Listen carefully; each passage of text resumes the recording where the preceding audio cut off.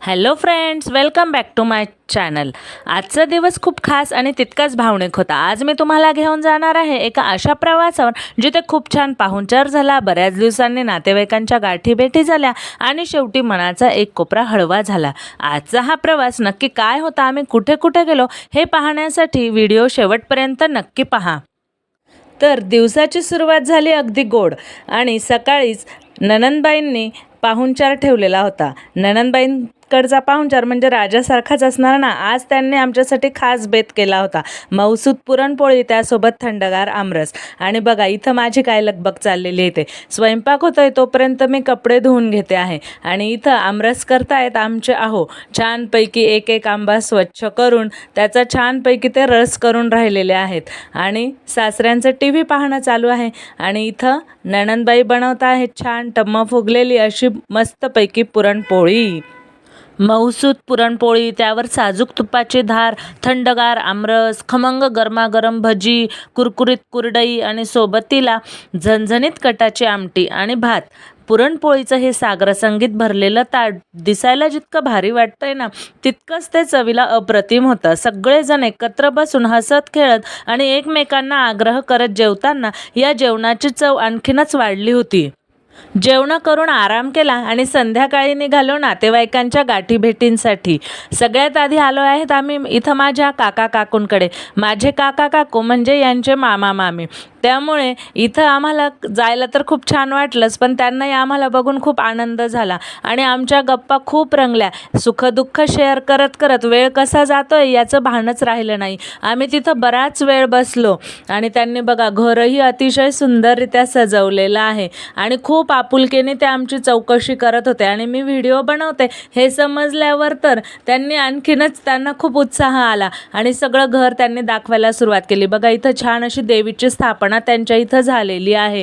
त्यानंतर आमचा पुढचा थांबा होता यांच्या चुलत बहिणीकडे. तिथं त्यांचे पाहुणे, त्या नणंदबाईंचा मुलगा यांनी आमचं खूप गोड स्वागत केलं. उन्हाळ्याचे दिवस असल्यामुळे त्यांनी आम्हाला मस्तपैकी थंडगार कुल्फी खाऊ घातली. गप्पा मारत मारत कुल्फी खाण्याची मज्जाच काही वेगळी होती. तिथेही भरपूर वेळ आम्ही बसलो आणि वेळ कसा निघून गेला ते समजलंच नाही. यानंतर आम्ही गेलो यांच्या काका काकूंच्या घरी. काका काकूंनी तर खूपच मायेने आमचं स्वागत केलं. छान गरमागरम गोड दूध त्यांनी आम्हाला प्यायला दिलं. खूप दिवसांनी भेटल्यामुळे काका काकूंशी मनमोकळ्या गप्पा झाल्या. त्यांनीही आमची चौकशी केली. कौटुंबिक जिव्हाळा काय असतो हे या भेटींमधून पुन्हा एकदा जाणवलं. सर्व नातेवाईकांच्या भेटी झाल्यावर आम्ही आलो ह्या आमच्या घरी.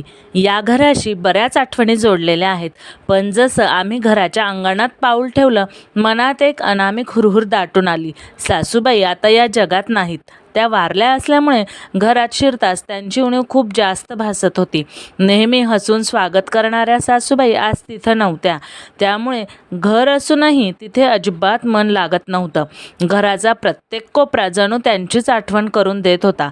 माणूस गेल्यावर मागे फक्त त्यांच्या आठवणी उरतात याची जाणीव तिथे प्रकर्षाने झाली. मन खूप जड झालं होतं. आम्ही तिथं जास्त वेळ थांबूच शकलो नाही.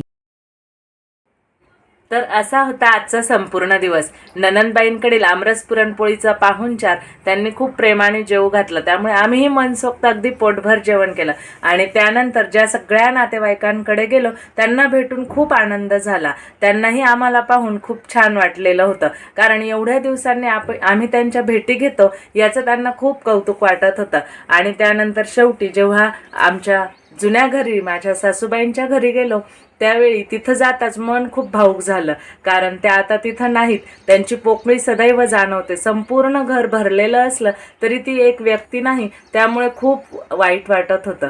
आणि असं वाटतं की खरंच जीवनाचा प्रवास असाच असतो. त्यामुळे जेही जीवन आपल्याला मिळालेलं आहे त्यात सुखाने आनंदाने जगून घ्यावं आणि आपण स्वतः आनंदी राहावं आणि इतरांनाही आनंद द्यावा. आशा आहे की तुम्हाला आजचा ब्लॉग आवडला असेल तर ब्लॉगला लाईक शेअर जरूर करा आणि चॅनलला सबस्क्राईब करा. भेटूया पुढच्या ब्लॉगमध्ये. तोपर्यंत बाय बाय.